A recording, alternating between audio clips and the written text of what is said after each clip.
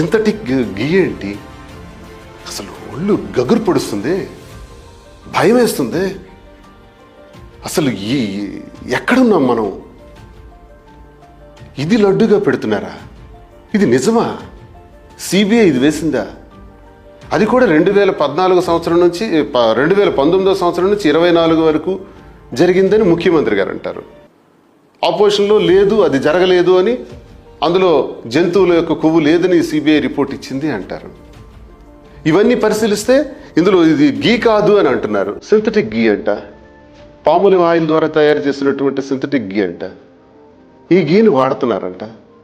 సరే, ఇది నిజమా అబద్ధమా పని మన వరకు మనం పరిశీలిస్తే, భక్తుడిగా మళ్ళీ నేను వస్తున్నా, ఒక సామాన్య భక్తుడిగా ఆలోచిస్తే, ఆవు పాల నుంచి నెయ్యి తయారు చేస్తాం. ఆవు పాల నుంచి నెయ్యి తయారు చేయాలంటే ఆవు పాలను మరిగించాలి, తోడు పెట్టాలి, పెరుగు చెయ్యాలి, పెరుగుని చిలకాలి, మజ్జిగ చేస్తూ చిలికితే వచ్చినటువంటి వెన్నను కరిగించి మరగబెడితే నెయ్యి వస్తుంది. ఇది యశోదమ్మ కృష్ణ పరమాత్ముడికి ఆవు పాల ద్వారా చిలికినటువంటి వెన్న నెయ్యిని కృష్ణ పరమాత్ముడికి పెట్టారు. ఈ నెయ్యి ఖరీదు ఎంతో తెలుసండి? ఈ రోజుల్లో అయితే గ్రామ స్థాయిలో అయితే 2500 నుంచి 3000 రూపాయలు. ఇప్పుడు ఆధునిక ప్రపంచంలో ఇదంతా కష్టం కాబట్టి కొంత మెకానికల్గా కూడా కొంత టెక్నాలజీ ద్వారా చేస్తున్నారు. ఎలాగా? ఆవు పాలను సేకరించి అందులో నుంచి ఫ్యాట్స్ని సెపరేట్ చేసి వెన్నని బయటకు తీసి అందులో నుంచి నెయ్యి తయారు చేసి, అంటే ఇప్పుడు విజయ డైరీ మిల్క్ వారు వీళ్ళందరూ కూడా నెయ్యిని తయారు చేసి అమ్ముతారు. దాని విలువ ఎంతో తెలుసా? మినిమం 1200 నుంచి 1500 రూపీస్.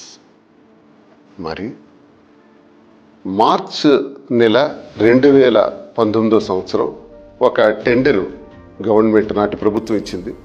అందులో 319 రూపాయలకి L1 ఇచ్చారు.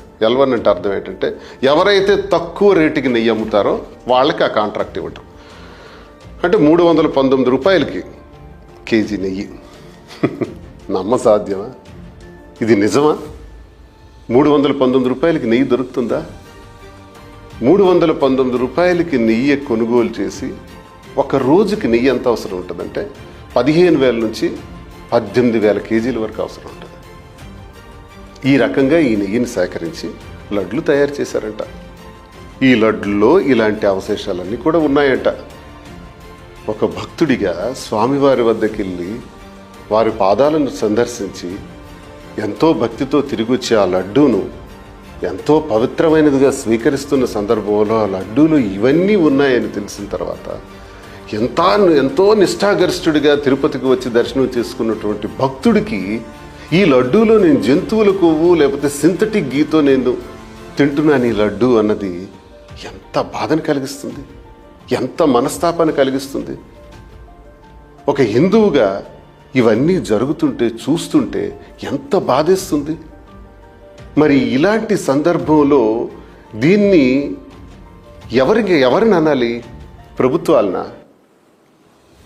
ఎవరి గురించి మాట్లాడాలి? దీనిపైన ఎవరిని మనం పాయింట్ బ్లాంక్గా మాట్లాడాలి? నాకు అనిపిస్తుంది, తిరుపతిని 200 సంవత్సరాల పాటు భారతదేశాన్ని ఆక్రమించుకొని 200 ఏళ్ళు కైవసం చేసుకున్న బ్రిటిష్ వారు కూడా తిరుపతిని తాకలేదు. బోర్డు ఏర్పాటు చేసింది కూడా బ్రిటిష్ వాడు. అంత పవిత్రమైన స్థలంగా ఇది ప్రపంచ చరిత్రగాంచినటువంటి దేవాలయం. ఏడాదికి 5 కోట్ల మంది భక్తులు విచ్చేసినటువంటి దేవాలయం. ఒకే ద్వారం, వెళ్ళే ద్వారం వచ్చే ద్వారం ఒకటే. ఇంత ప్రతిష్టాత్మకమైనటువంటి దేవాలయంలో ప్రసాదానికి సంబంధించి 2019 నుంచి 24 వరకే మాట్లాడుతూ చెబుతున్నారు. మరి అంతకుముందు ఎప్పుడు జరగలేదా? ఇది ఎప్పుడు ప్రారంభమైంది? ఎక్కడ ప్రారంభమైంది? ఎవరు ప్రారంభించారు?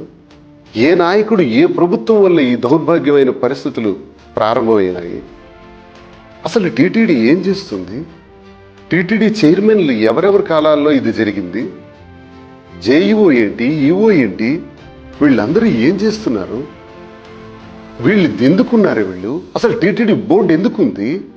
భక్తుల మనోభావాల్ని దెబ్బతీసే ఈ దారుణమైన పరిస్థితులు కల్పిస్తున్నటువంటి టీటీడీ బోర్డుని ఏమని నిందించాలి? వీటన్నిటికీ కారణం ఏంటంటే టీటీడీ బోర్డు చేసినటువంటి ఘనకార్యాలేంటి?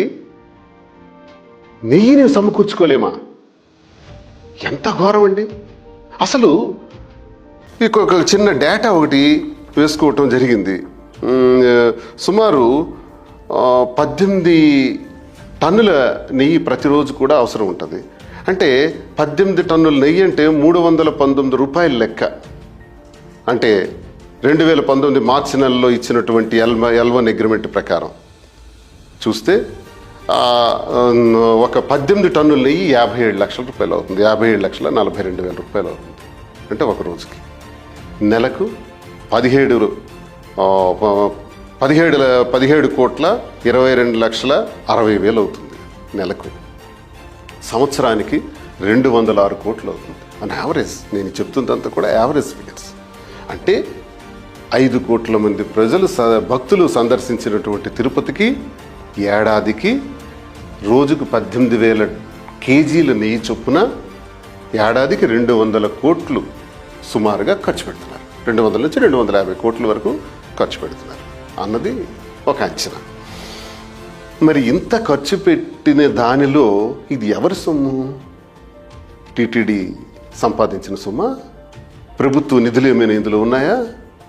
ప్రభుత్వం తన గ్రాంట్స్ నుంచి తిరుపతి తిరుమల దేవస్థానానికి ఏమైనా కేటాయింపులు చేసే చరిత్ర ఎప్పుడైనా ఈ భారతదేశ చరిత్రలో ఉందా?